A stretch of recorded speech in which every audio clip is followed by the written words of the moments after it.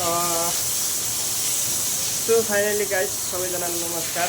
सबैजना सन्चै हुनुहुन्छ होला। म चाहिँ एकदमै सन्चै छु भन्नुपर्छ, किनकि आज मेरो यहाँ रिल्स बनाउने टाइम भएन, त्यसले म भ्लग बनाउन गइरहेको छु।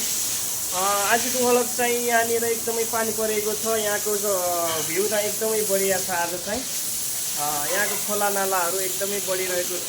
बारिसले गर्दा, पानी परेको कारणले गर्दा एकदमै ठुलो ठुलो खोलाहरू छ हैन। ट्याक्क लगाएर कस्तो लाग्छ भिडियो अन्तिमसम्म हेरिदिनु होला। मन पर्यो भने लाइक कमेन्ट सेयर गरिदिनु होला।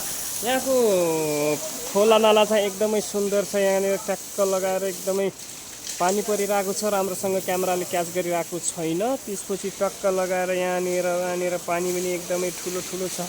ट्याक्कनिर तलनिर चाहिँ रोड छ, त्यहाँ तल चाहिँ ड्याम छ।